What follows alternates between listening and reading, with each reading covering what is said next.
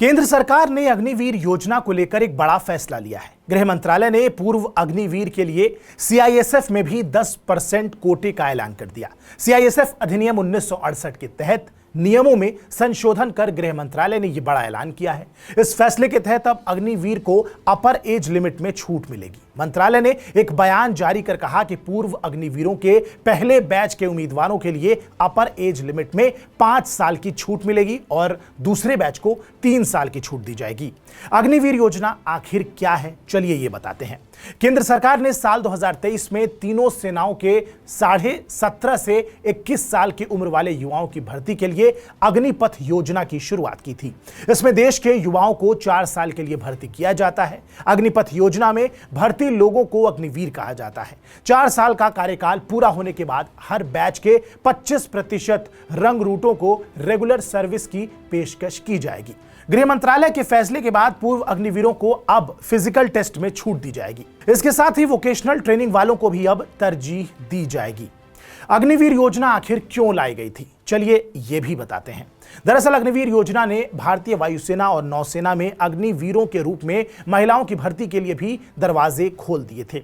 इससे पहले सेना ने 2019 में अपनी सैन्य पुलिस कोर में महिला सैनिकों की भर्ती शुरू कर दी थी। तब सरकार ने कहा था कि इस योजना का मकसद सेवारत सैनिकों की औसत आयु को कम करके सशस्त्र बलों में युवाओं की ज्यादा से ज्यादा भर्ती करना है।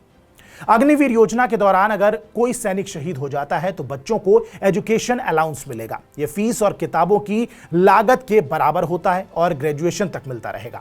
अलाउंस में स्कूल और कॉलेज आने जाने, हॉस्टल के साथ साथ ड्रेस की कीमत भी शामिल होती है। सैनिकों के बच्चों को पहली से लेकर प्रोफेशनल कोर्स के लिए 10,000 रुपए सालाना से लेकर 50,000 रुपए सालाना तक की स्कॉलरशिप भी मिलती है। सैनिकों की पत्नियां भी ग्रेजुएशन और किसी प्रोफेशनल कोर्स के लिए हर साल 20 से 50,000 रुपए तक की अधिकारी हैं। वहीं अगर अग्निवीर और सेना में अंतर की बात करें तो सामान्य सैनिक के आर्मी ग्रुप इंश्योरेंस फंड में केंद्र सरकार हर महीने 5,000 रुपए का योगदान देती है।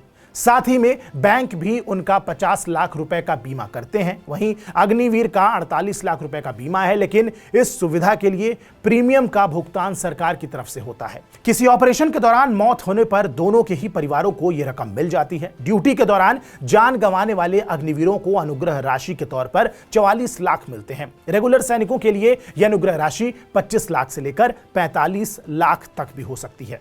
दरअसल 10 दिन पहले पंजाब के मनसा जिले के एक अन्य अग्निवीर अमृतपाल सिंह ने जम्मू कश्मीर के राजौरी सेक्टर में ड्यूटी के दौरान आत्महत्या कर ली थी। इसके बाद यह मुद्दा खूब सुर्खियों में रहा था। Leader of opposition Rahul Gandhi Amritpal के परिवार से मिले। केंद्र सरकार ने अग्निवीरों के लिए एक और बड़ा ऐलान कर यह दिखाने की कोशिश की है कि वो अग्निवीरों के साथ हैं। बहरहाल इस मुद्दे पर आप क्या सोचते हैं, हमें कमेंट बॉक्स में जरूर बताएं। बाकी देश और दुनिया की तमाम बड़ी खबरों के लिए आप सब्सक्राइब कीजिए TV9 डिजिटल। नमस्कार।